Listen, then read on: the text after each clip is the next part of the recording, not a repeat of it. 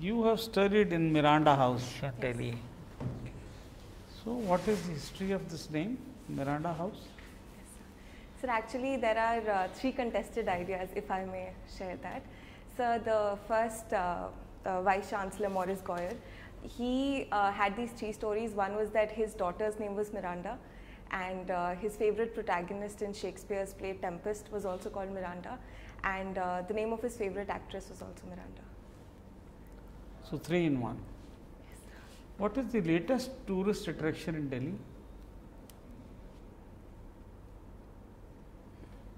So the crafts museums that we have, the Delhi Heart, etc. So Delhi these Heart is very old. Yes, sir. Now, what is the difference between a deputy commissioner and a deputy commissioner of police? So I'm not aware of the You are not exact aware. difference. Or the deputy commissioner and commissioner? So there is a hierarchy difference. The commissioner is senior to the deputy commissioner. So But that is- what are the roles of the deputy commissioner and the commissioner? so the exact difference I'm not aware. You are not aware of that. Now, tell me that how many women ministers are there in the central government? So the number of ministers I'm forgetting, the MPs are 14% of the total strength. Do you think India was wrong in not criticizing Russia on attacking Ukraine? So I think we have taken a very nuanced position and So, keeping in India mind- was not wrong? Sir, I think it serves our national interest in You are not abstaining answering from- my question. I am asking you, was India wrong or not? No, sir. Say that. Now tell me what do you want to say. Yes, sir. Why? Sir, I think we abstained to prioritize our national interest. We are offering humanitarian assistance. What to is your Ukraine. national interest? Here is a country which brazenly attacked a small neighbor. Yes, sir. It's totally unjustified. Yes, sir. So that's true. However, sir, the fact is that India also shares historic relationship with Russia, and it prioritizes its relationship with both Russia and Ukraine. So, sir, like the Honorable Minister also shared in the Parliament, there's a 6-point idea to the same, where we are saying that there should be a return to diplomacy and dialogue. And even though we have not taken a clear stand, we have abstained at the United Nations, we are clearly morally supporting the position. No, these are all moral lectures. The country has been devastated by a bigger neighbor. And I think India should have called a spade a spade. Yes, sir. But, sir, foreign policy is also a balance between values and interests.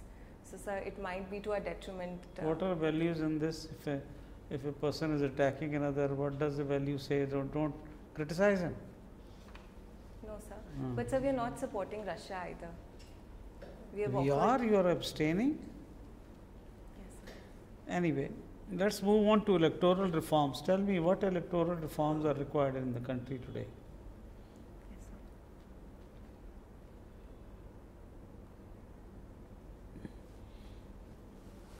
sir. Sir, overall, we need to address criminalization of politics, one. How? Yes, sir. So, by following the Election Commission of India norms that transparently filling the affidavits that are there before elections. All that is being done. What Yes. more is required to be done? Yes, sir. Why is it that 43% of your MPs, they are criminals, and this percentage is increasing with every decade? Yes, sir. At this rate, another 3 decades, 70% criminals will be there, and they'll be ruling India. Yes, sir. So there has to be more diverse participation of people in politics, and Oh, these are all games. These are all moral lectures. Does it happen? People vote for the guys who have the muscle power. so sometimes it reduces to the money factor. We can have a financial You give me limit. concrete suggestions, please. So we can have better, more stringent ceilings on financial expenditure during elections. We can explore state-funded elections, and so that will reduce the element of money muscle coalition. And so we can also improve voter participation overall. Achha, tell me that if you are the superintendent of police of an RDCP, let us say of Northeast, you were the DCP, when Mr. Trump came and all these riots took place here. Yes.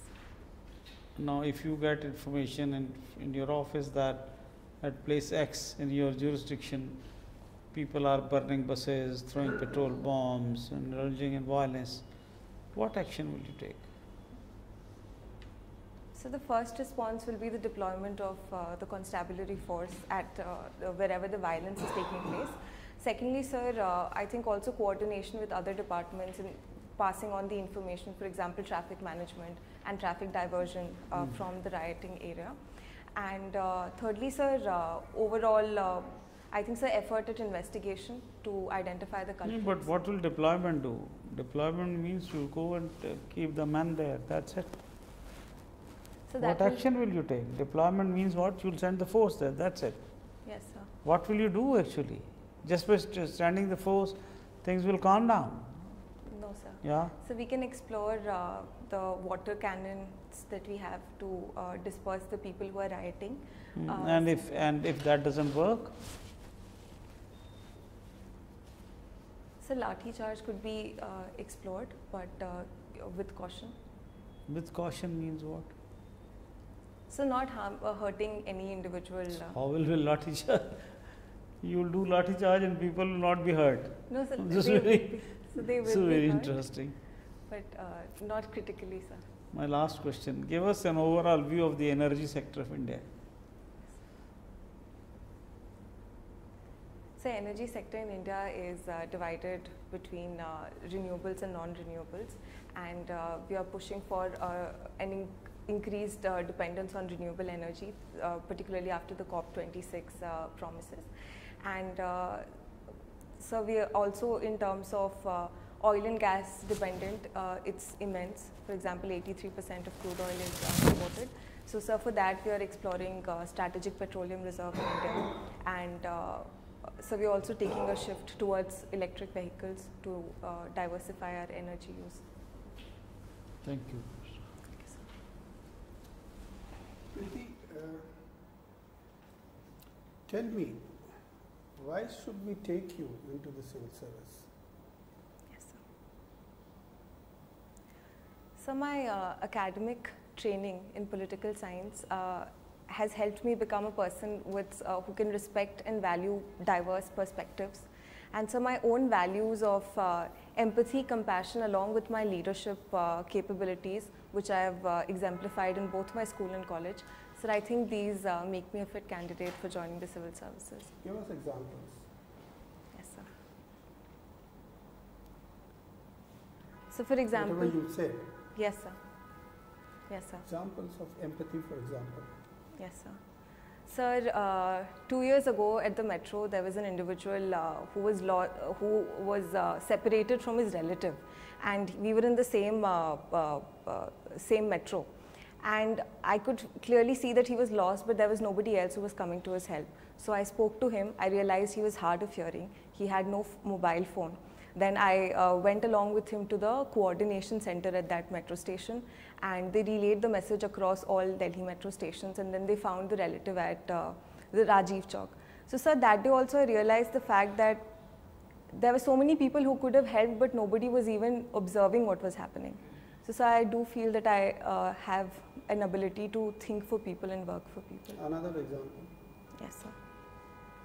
Sir, as the president of Student Council in my Department of Political Science, Miranda House, so I worked with the team throughout the year, and I found out that I have a problem-solving approach in life. So whenever there was a crisis, my first response was not panicking or reacting to it. My brain firstly works at what is the solution to it, and therefore, so whenever there was a crisis, I was the person that most people depended on. Give me a specific example. Right, sir. How you handled a crisis situation.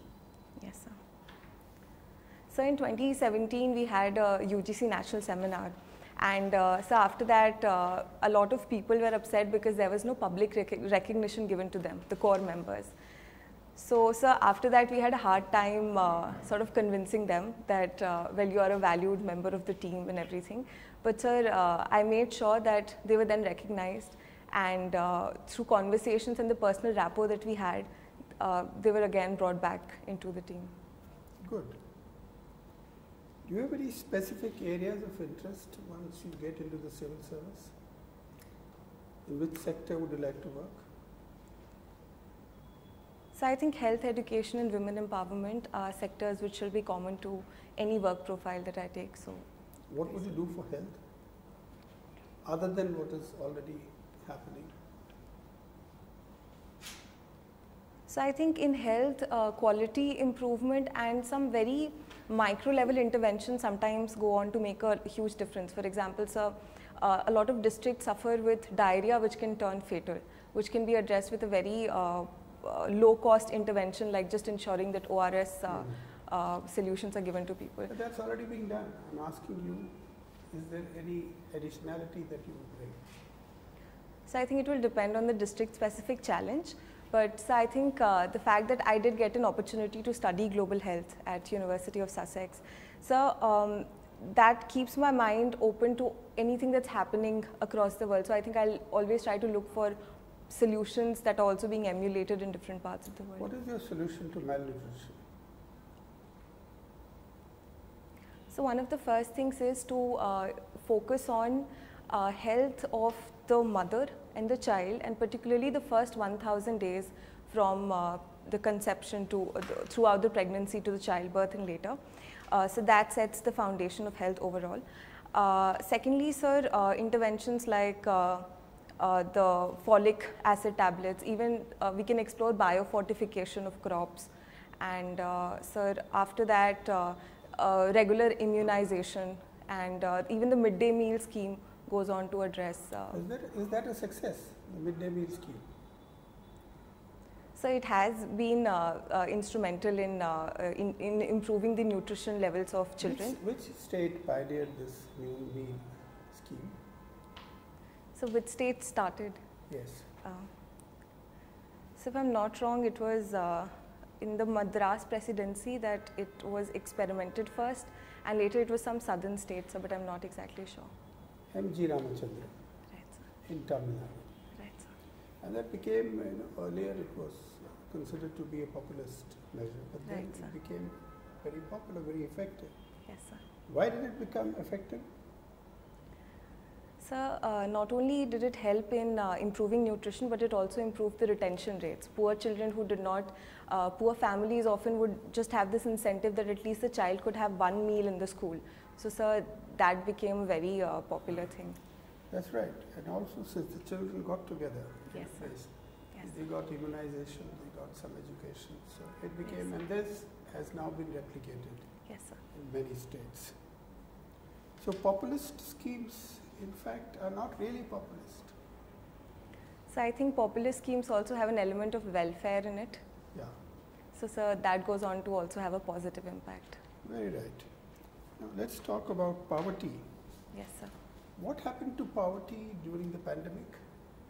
So it was exacerbated. By how much? Sir, I cannot remember the exact percentage, but tens of millions of people fell back into the poverty line, below the poverty line. The income of 20% of the poorest declined by 53%, Right, sir. and the income of the wealthiest 20% increased by 39%. Yes, sir. Now, tell me which is more dangerous, poverty or inequality? So inequality. Why do you say that? So because with inequality comes relative poverty and that sense of discontentment that individuals have, so that alienates and dehumanizes them. Can you have a totally equal world? No, sir. So therefore inequality will remain there. Yes, sir. But poverty is more serious, isn't it? Poverty you can alleviate. Yes, Inequality you cannot. sir. Yes, sir. But I think, yes, sir. So would you like to revise your opinion? So I think both are No, I'm asking instrumental you to challenges. choose one.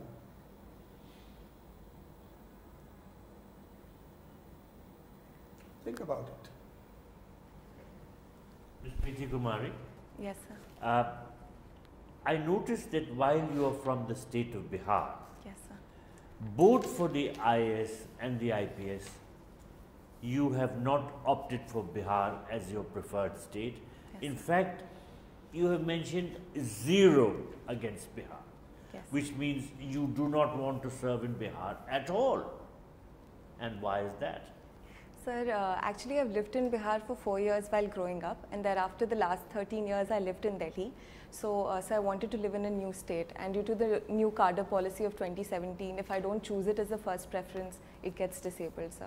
That's why. Then which is your first preference? I notice it's Uttar Pradesh. Yes, sir. Now, what are the developmental challenges of Uttar Pradesh as you see them? Yes, sir. So I do not have in-depth knowledge in it, but sir, I see parallels with Bihar, whether it's in terms of the backwardness in health, education, the economic challenges, and sir, overall a population that if developed in the best way, that could be the positive for the state. All right, and you have been a student of political science and international relations. In fact, that's been your optional subject for the mains. Yes, sir. Now, surely that means you take an interest in international relations, although you are not opting for the foreign service as your first or even your second cadre, your preference, career preference. And why is that so? Sir, it just had to do with the fact that I wanted to live in India.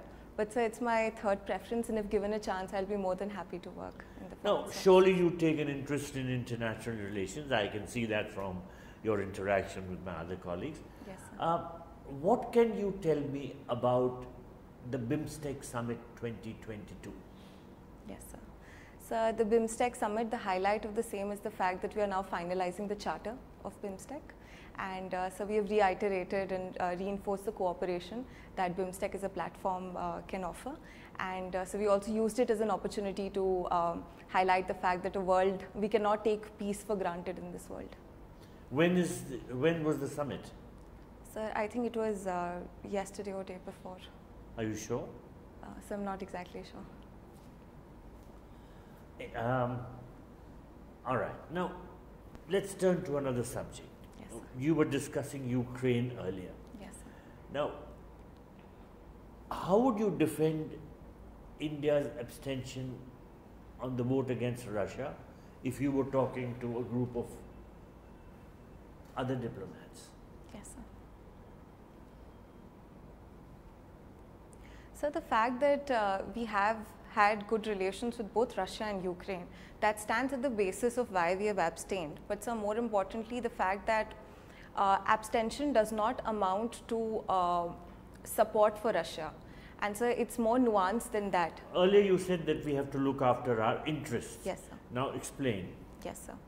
So our defense partnership with Russia, it's very important for us, particularly given the China challenge in the neighborhood. Now, And who is our largest defense supplier now? From which country do we buy the largest quantity now? so I'm not sure, but I think it's Russia. No, it's the United States. Right, sir. So we didn't antagonize the Russians Yes, sir. because we want assured supplies of spare parts. Yes. But do you think we could have annoyed the Americans and then jeopardized the supply of spare parts from America? So we also, sir, so I think with Russia, the dependence is more on continental security that we can have with tanks and missiles, and the dependence on America is more about our naval security. So I think, sir, both of them are important. With America, it is what security? So the priority is getting forms of naval security. For example, sir, the Sea Guardian drones that we have, and the logistics agreement that we have signed with US. All right. Now, do you think Quad is an important factor in our formulation of policy? Yes, sir.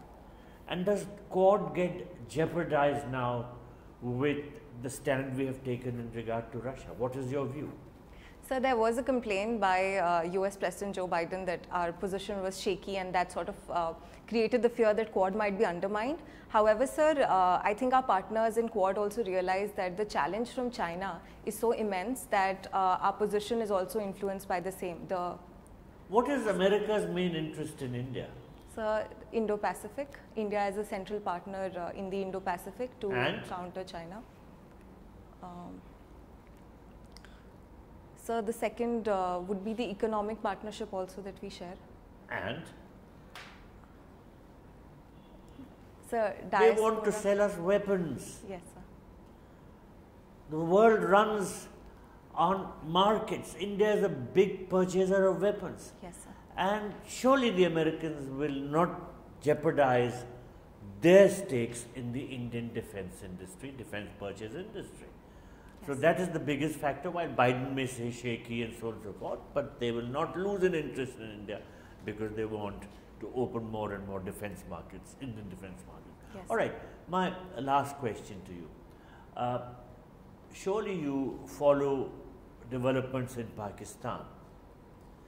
Now, what are the factors which have been responsible for the political turmoil in that country? Yes, sir. So the no confidence motion that's about to be passed against the Prime But Minister. why? What has Yes, been sir. the... Sir, basically there's an economic crisis. The inflation is very high, and it's more and more dependent on aid from other countries, and therefore that has also created a political turmoil and discontent amongst the political aspect, the political part of Pakistan. So, and the leadership by itself has also failed to inspire enough confidence from Has the army had anything to do with it? So this time it's different, where the army is not directly, again, the army is not playing a direct role in the no confidence motion. But does Imran Khan enjoy the support of the armed forces chief? So in the past he did, but there are questions being raised on the support Why? that he enjoys now. So I'm not Who is sure. the army chief? So I cannot recollect. Who is the foreign minister of Pakistan?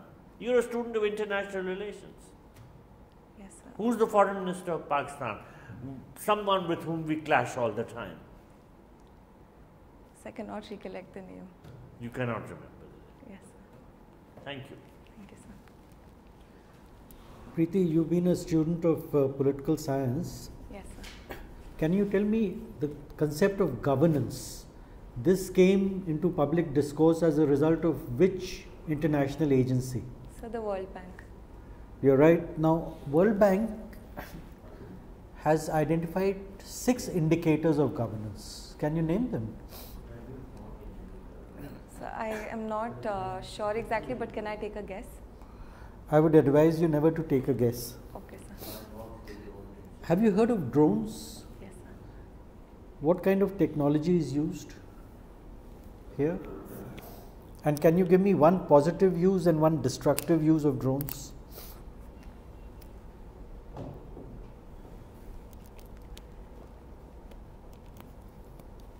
So camera is used. The Mounted webcam cameras, mounted yes. cameras Fine. are used.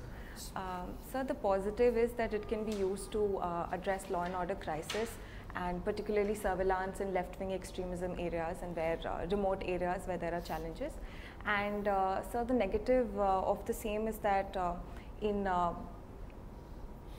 more critical areas, for example, around the parliament or the central Delhi and other areas, so it can be used by non-state actors or foreign players to use surveillance and conduct anti-national activities.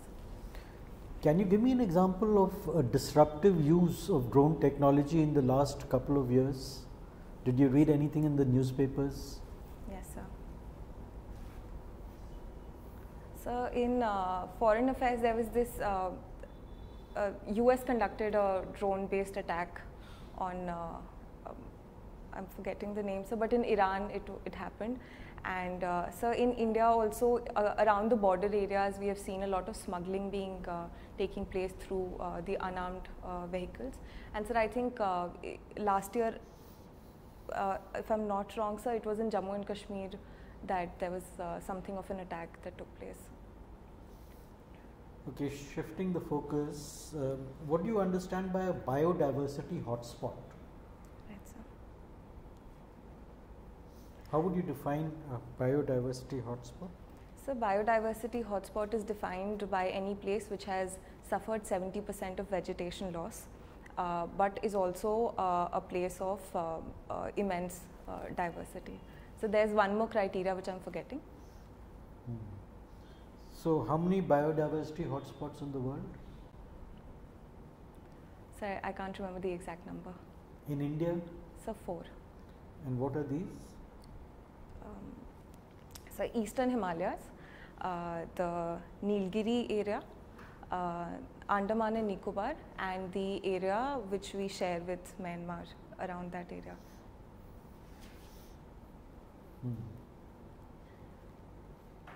Tell me something, patent and copyright. What would be the difference between the two? So copyright is mostly used for artistic things, for books, cinema, etc. And sir, patent is generally used for industrial innovations.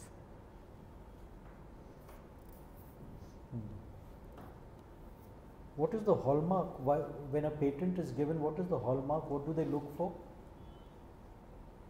So I'm not exactly sure, but it is for the certification of authenticity. Certification of? Authenticity. Authenticity? No, not really. Novelty. Novelty. Okay, sir. Something unique. Right, sir. My last question to you, what is meant by disruptive technology?